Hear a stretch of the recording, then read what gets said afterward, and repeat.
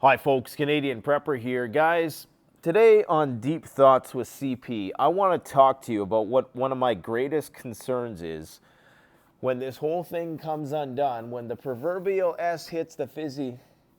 This is one of my primary concerns. You see, democracy as we currently enjoy it is a new thing. Sure, the Greeks did it a couple thousand years ago. They tried it out. Clearly didn't stick, at least not for that long, because of course it took us another couple thousand years to get back to it. People need to understand that we are going to revert to a form of tribalism, and I'm not talking about something of the egalitarian sort, where everybody lives a hunter-gatherer lifestyle and everybody gets along into one happy, fun-loving community where there's a village of people who take care of the children and the men go out and hunt and everybody just gets along. You don't even need a chief in that sort of society, at least so we're told. Anyways, there's going to be a few different types of groupings of people. You're going to have your lone wolves. You're going to have your cults, and then you're going to have your tyrants. And then you're going to have these other small groupings of people who are perhaps no bigger than a platoon size. And I'm going to use a lot of military formation speak. So we're going to talk about squads, platoons, companies, and so on and so forth. We're also going to talk a bit about a concept called Dunbar's number, which is an anthropological concept that suggests that groupings of people over 150 without any sort of natural order can't exist unless there is laws, regulations, some method of social cohesion that entails the fear of punishment. Now, people can cooperate in small groups without any dogma or tyranny. But what we first need to understand is that 80% of people are religious or believe in God to some degree.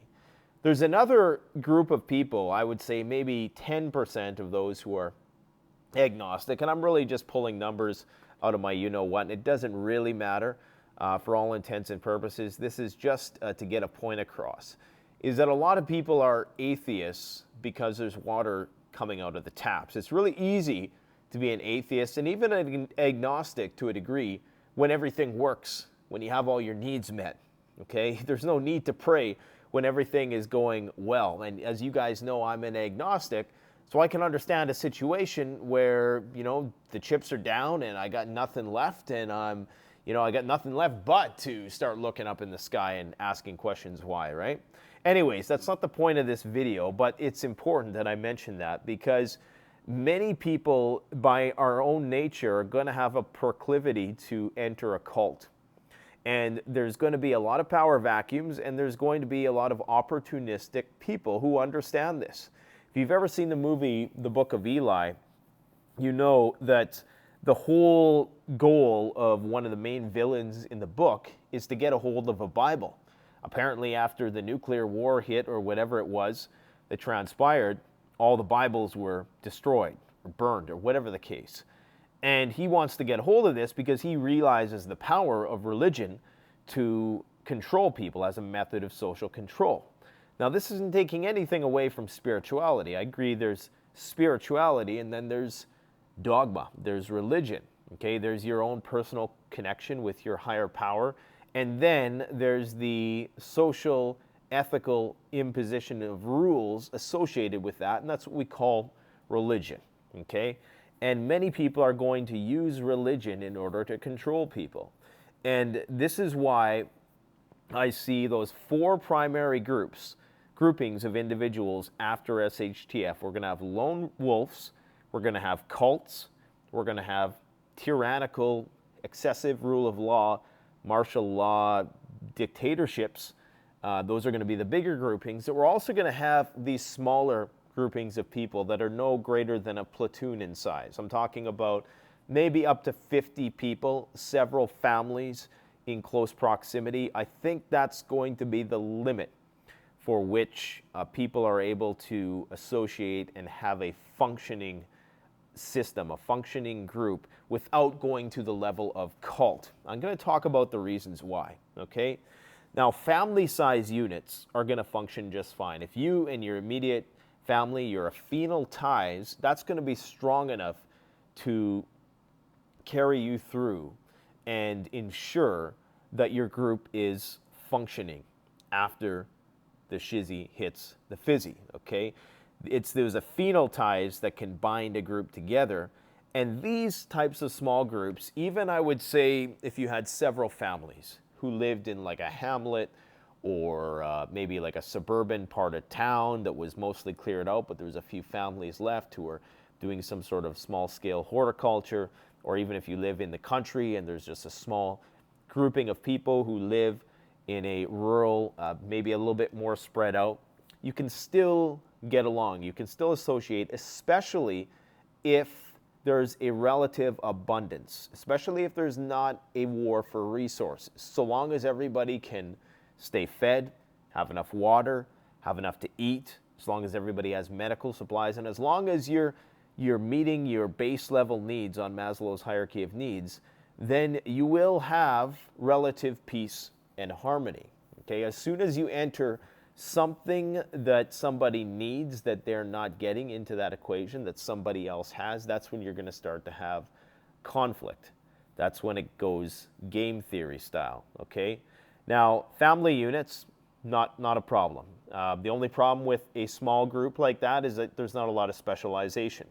So, you know, you might have the wife who is a nurse, you might have the dad who's the military guy, you may have one of the kids who does some of the gardening, and another one of the kids who is a mechanic, but beyond that, there's very little room for specialization. Now, in a broader group, in a platoon size, okay, so the family is like the squad size if we're using military formation speak. The group size is like the platoon size. That's going to be several families who live in a hamlet or something like that.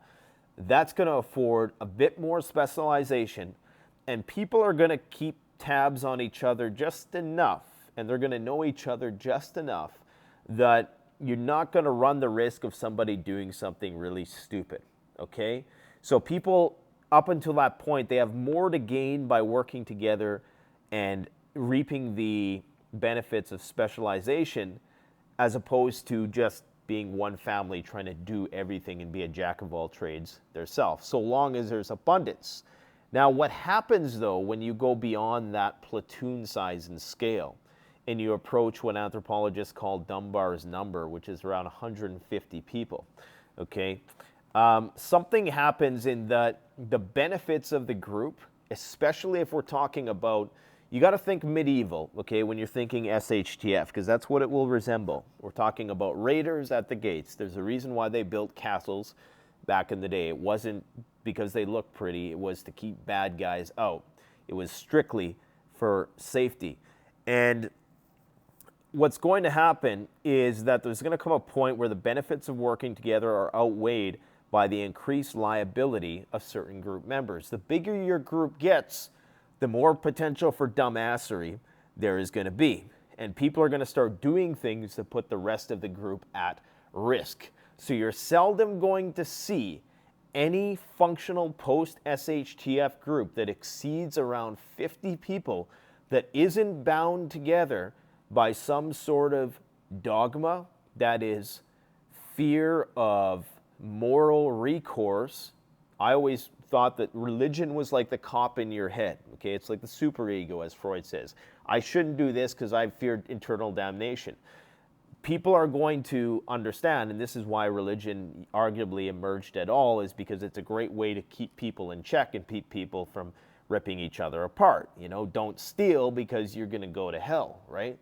So you need, at a certain point, there's just too many groups, and there's too many groups that you can only form meaningful amount of connections with so many people, that beyond that, people become loosely acquainted, and thus the likelihood that they are going to transgress and are going to commit crimes against you increases drastically, or just do something stupid to put the group at risk. Okay, so maybe there's a virus that's been circulating. That's what the shit hit the fan situation was. Somebody's going to go out in the middle of the night, catting around, or go out scavenging, and they're going to bring something back, and that's going to destroy the group. You need rules to be put into place in order to prevent that from happening.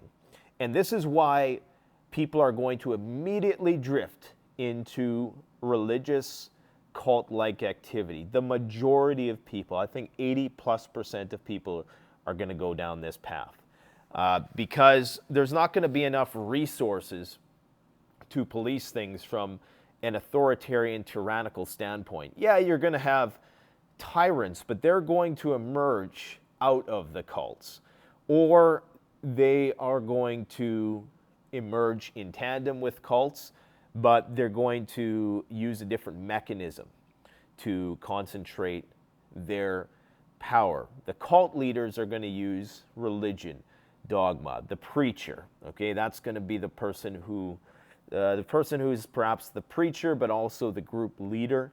If they can leverage religion, that's how they're going to be able to stay in control of people up into a certain extent.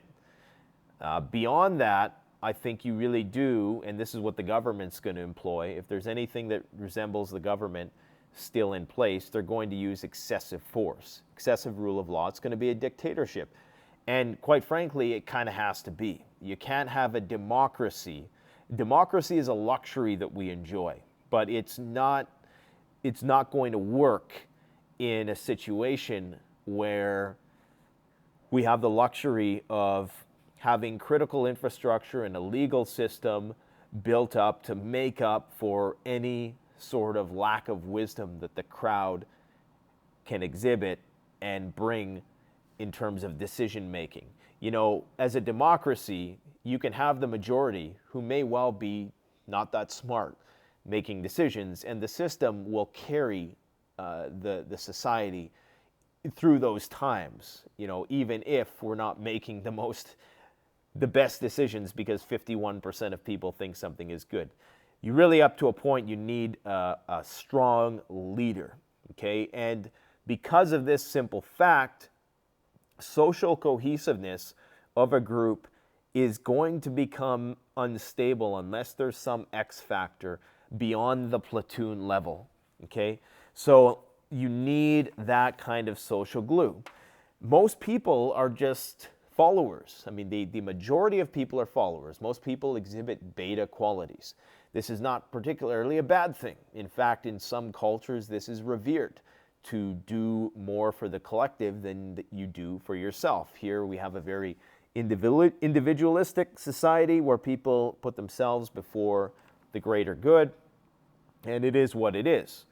But these types of complacent, gullible, naive followers are going to beget a tyrant. They're going to beget a leader. And that leader, if they're smart, they're going to have to find a way, especially as the group gets bigger, to coerce people.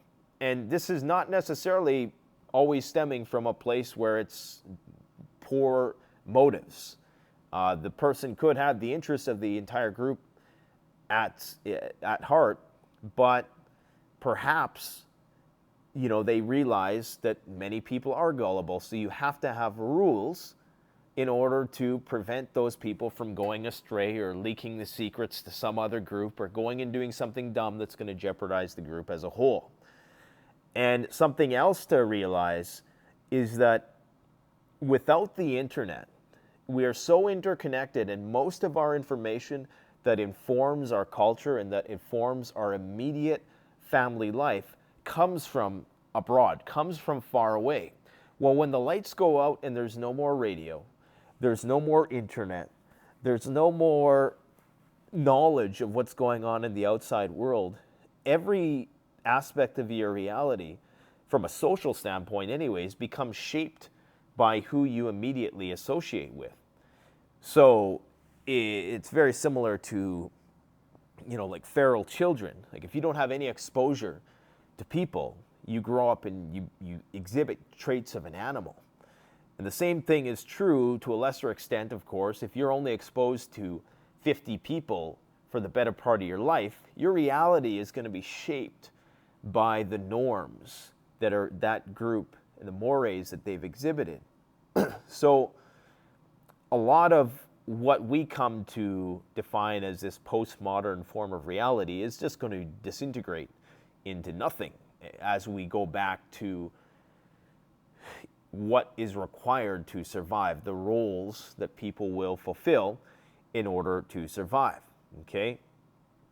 Now, as I said, the squad, if we're talking about military formations, the squad level is 5 to 7 troops typically, and that's going to be your nuclear family. A platoon is going to perhaps be your extended family, which is going to be 5 to 6 squads of guys. And that's going to be, you know, I would say that beyond the platoon level, unless there is some threat of religious coercion or tyranny, meaning that if you screw up, you get punished in some way, shape, or form, and it's going to have to be disproportional, especially when, you know, we have the ability right now to have a justice system which is a bit more lenient because there's room for rehabilitation. There's no resources for rehabilitation after the shit hits the fan, okay? And because, like I said, because nature abhors a vacuum, some leader is going to come to the top, some alpha, and they are going to have to become increasingly more regimented and tyrannical if they want to expand the group beyond a certain number. Now, here's the problem. A lot of people will say, well, I'll just, you know, just me and a few families around me are going to be content. We'll hold our own.